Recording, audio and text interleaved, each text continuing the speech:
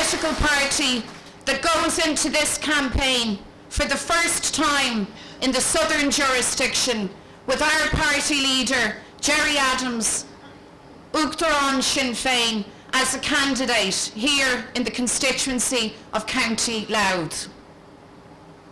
Our job, all of us Republican men and women, over the next 3 weeks, is to ensure that our political message reaches every village and town, every homestead across this state, and that includes here in County Louth. And we can say, without fear of contradiction, to the constituents of this fine county, that they have in Gerry Adams a candidate of calibre, of integrity and of ability.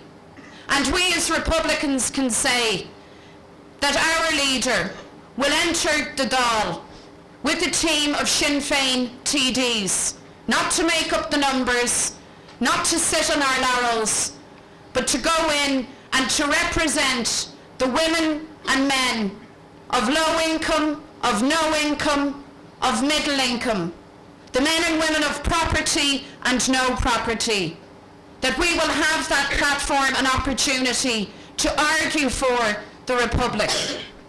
And of course our job as Republicans is to reach our stated goals: Irish unity, social and economic equality, change. Change is the watchword of this campaign.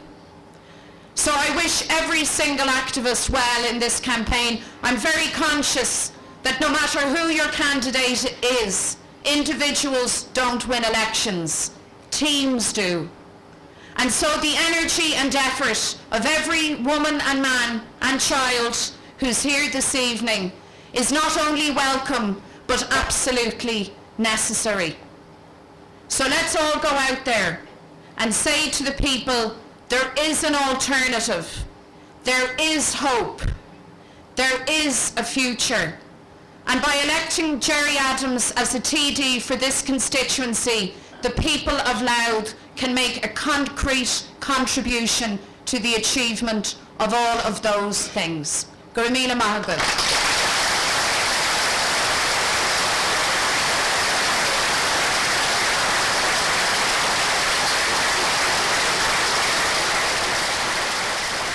In the next 3 weeks, the people of this state will have a serious chance to transform Irish politics, not just to change the faces of those that are in cabinet, but to change the direction that this country is going in.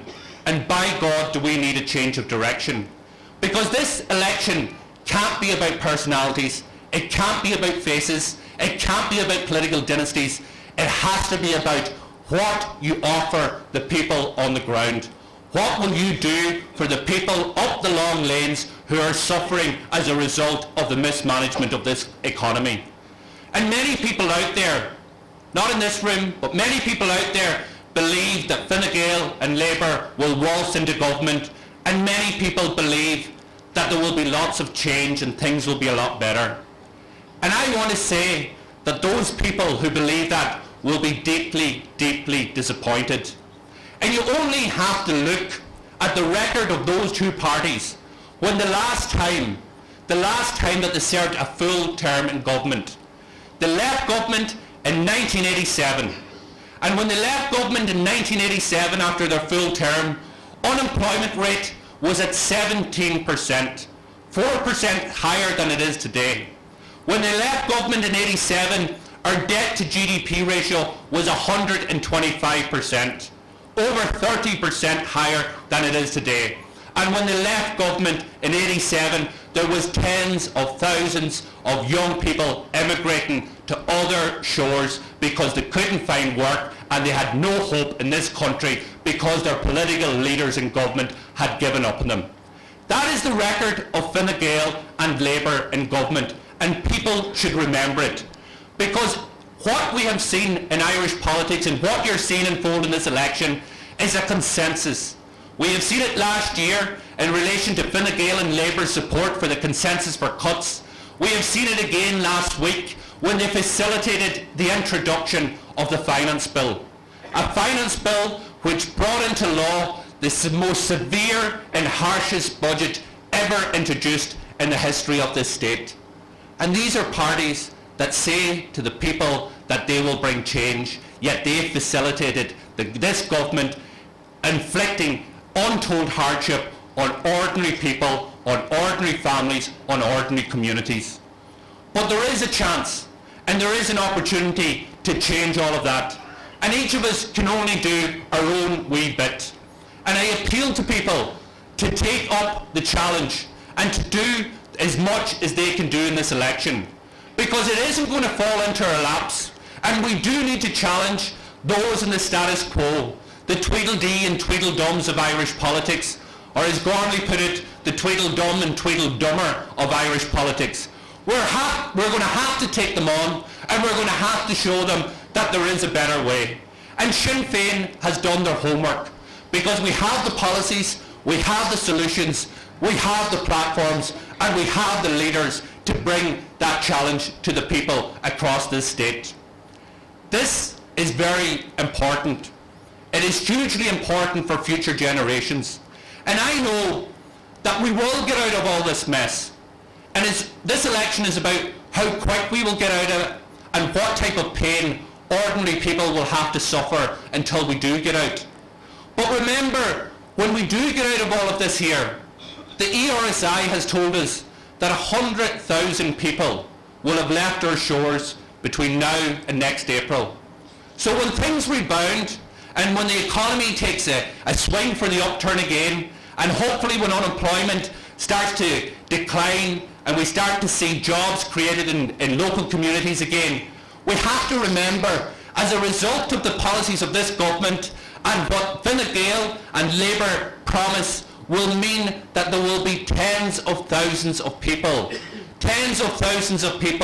taking with them their talents, their skills, their love of their country, and they'll be taking up residence in Sydney, in New York, in Boston, in Germany, in London, in Glasgow, and all over this world. And that is going to be the lasting legacy of this government. And I believe that is one of the big challenges that any party has to face in this election.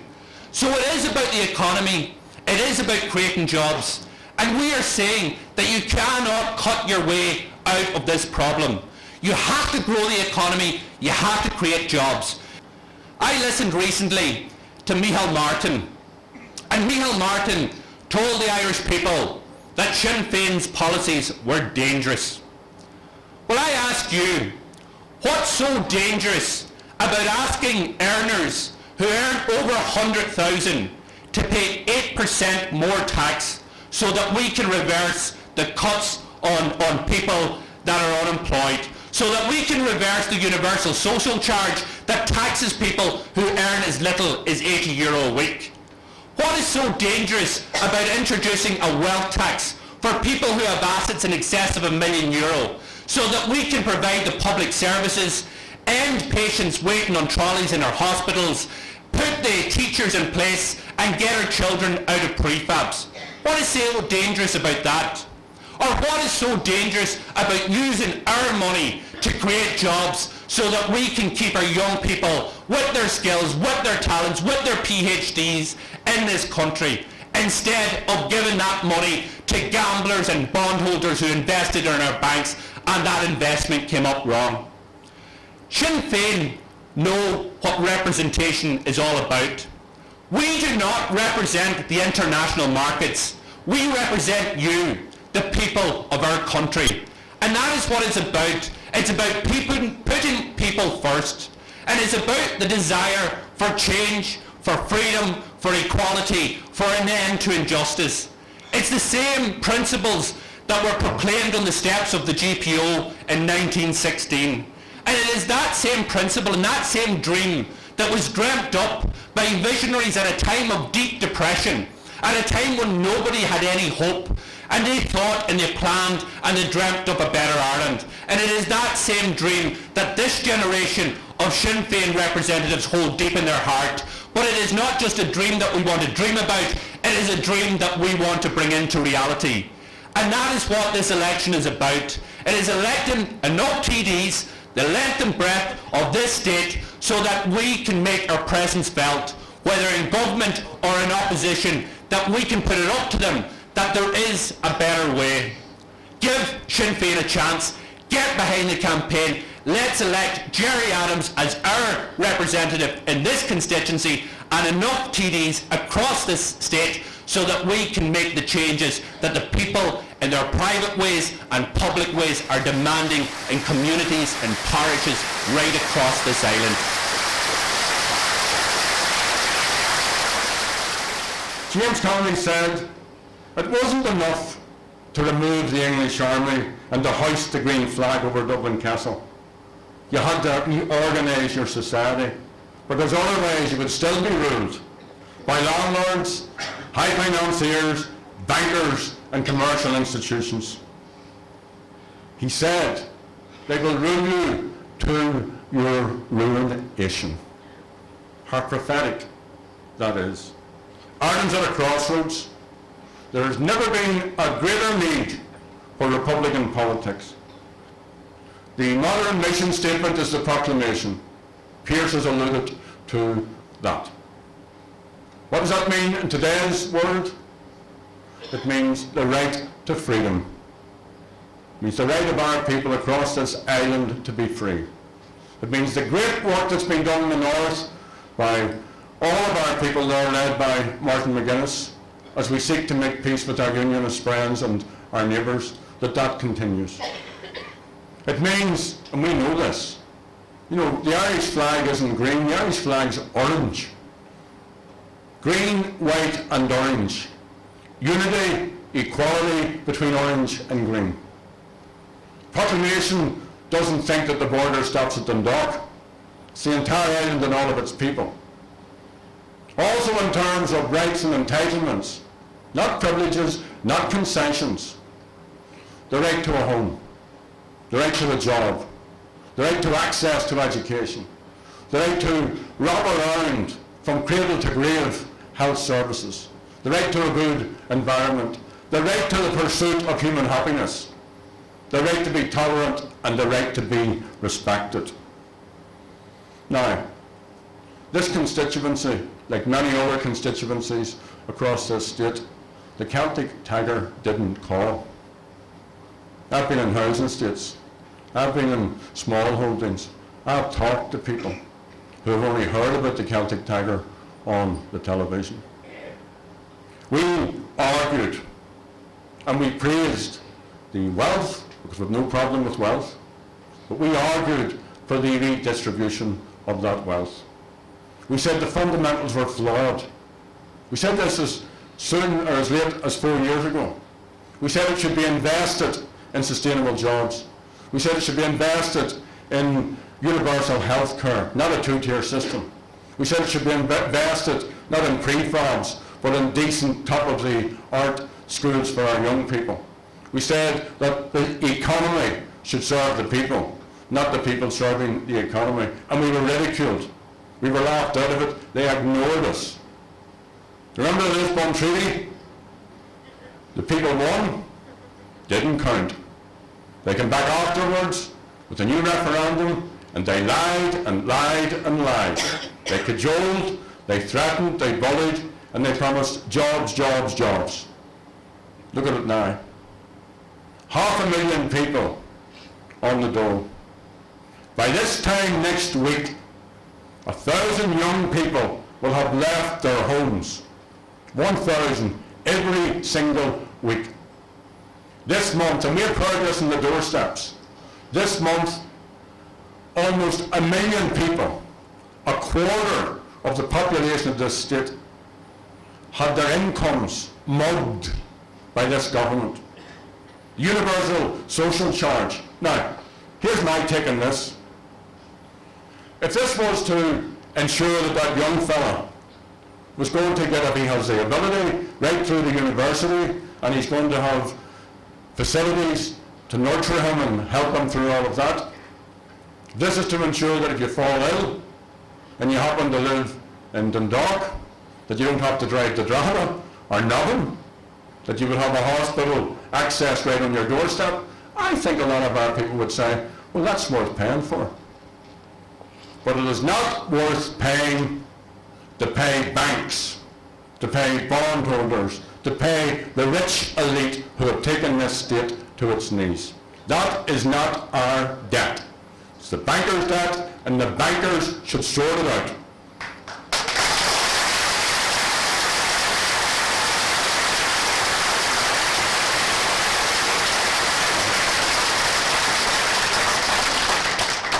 There's no norma for the small business people around this hall when they get into difficulties.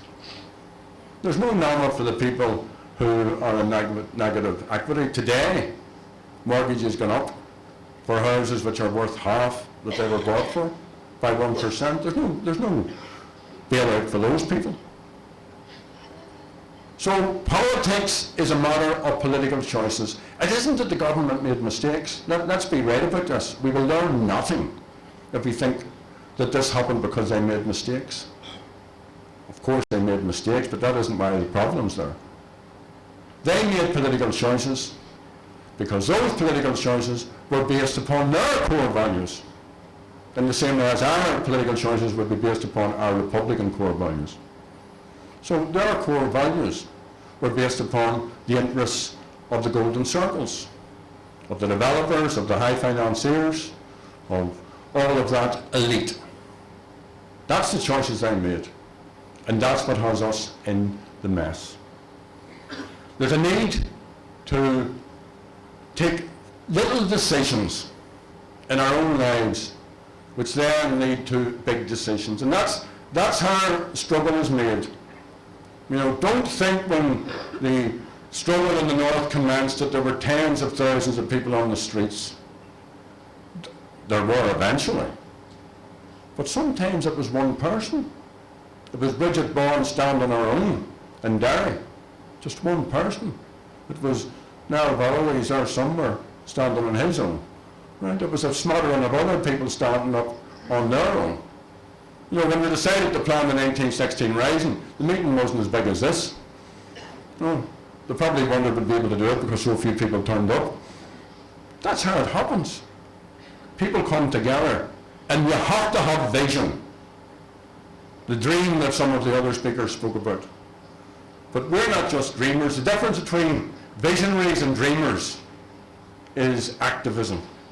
That's the difference. So what do we want? We want our country. We love Ireland. We love the people of Ireland. We know who we are. We know where we come from. We know what's right. We know what's wrong. We also believe that this can be changed. And if you want proof of that, I'm not going to speak for too long, but look what's happening in the north. And again, that's a journey which is yet to be completed. So those of you who say it can't happen, not people here, but those out there who say this can't happen, that's utopian, no, you'll never change it. We can change it. So the first step in changing it is belief. Belief. In here, you have to know who you are, you have to have a sense of yourself, humility, no arrogance, no falseness, just ordinary human beings who have entitlements because we're citizens and because we believe in a better system. So Sinn Féin have about 5 main planks on our platform. The root and branch reform of this political system, the regeneration of our economy by stimulating the economy, by sustaining and regenerating jobs, by disconnecting the banking debt, the private debt, from the exchequer debt, from the sovereign debt. The exploitation of our natural resources.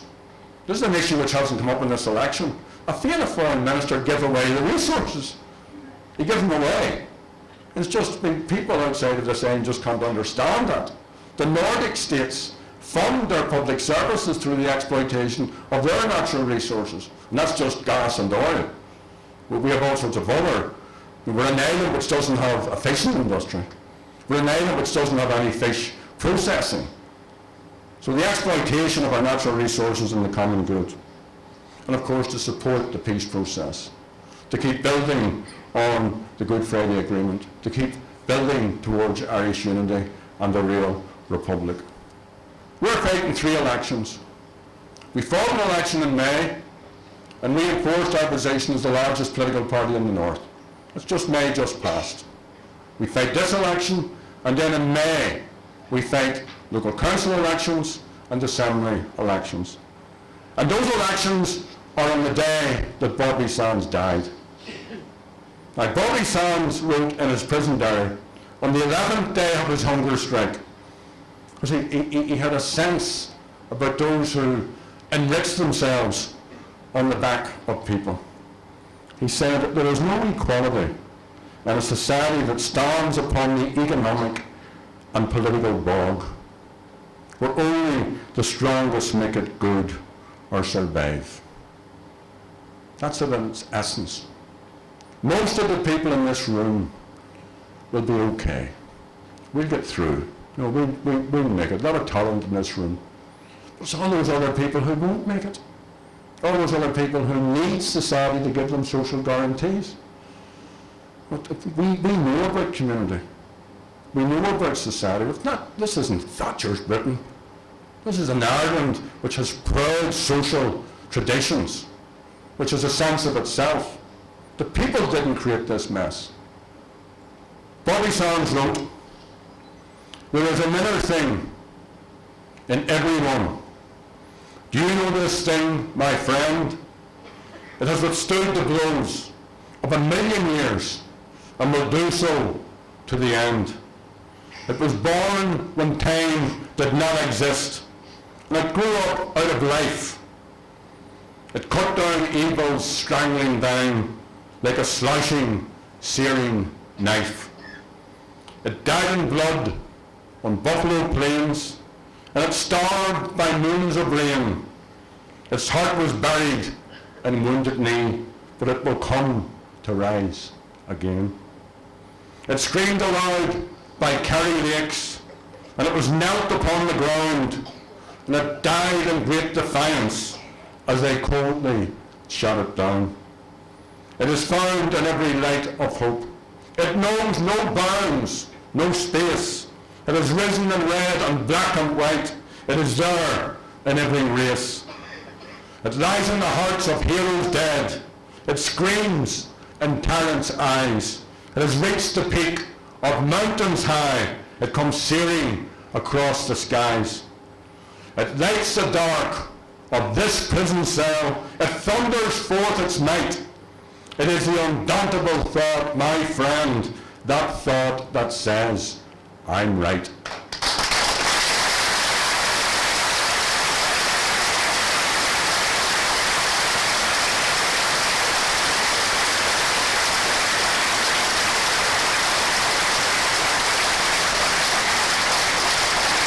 Bobby Sands was right. Sinn Fein is right. The people in this room are right. The people who are wrong are the golden circles, the elites, the people who have brought us to the point that we're at this time. So let's go from here. Let's get the best vote we can on the 25th. Let's take another step up this long journey that we are on. And let's build a far, far better future for our young people particularly, but also for us in our time. For us in our time. We want freedom, we want rights, we want a real republic. So let's go from here tonight, folks, and move along that journey, and let's do it together. I'm proud to be part of your team. Thanks for inviting me in, and thanks for making me part of it. Meet in August.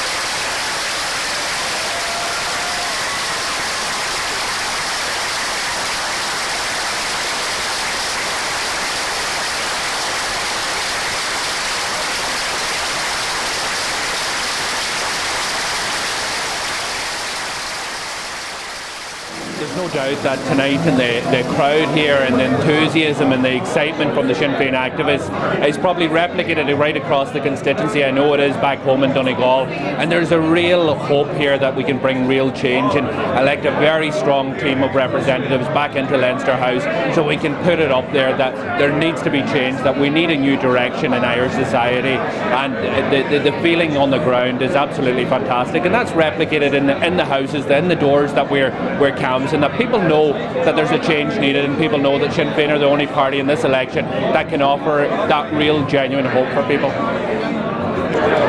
Well, I think that the crowd here tonight for the constituency of Louth and Meath East are certainly out to win the seat.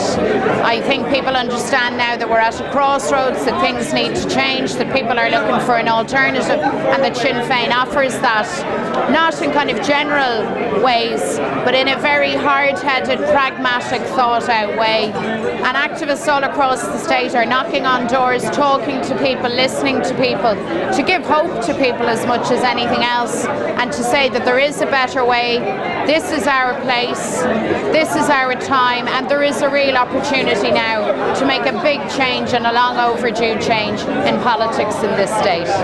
People are telling me that they're angry, they're frightened, they're worried, they're frustrated too, because it's not just a case that the economy is broken, politics in this state is broken, and we need economic regeneration, we need jobs, but we also need change in the political system, and we really need a situation where politics and politicians act in the common good, not for vested interests and not for cliques. That can be delivered too, but only if people take the step to make a change. Well, the strength of feeling here tonight and the attendance shows that the campaign's up and running. We're getting a very, very good response on the doorsteps and on the streets. People are very, very angry. What we now have to do is to ensure that all of those people come out and vote on the 25th.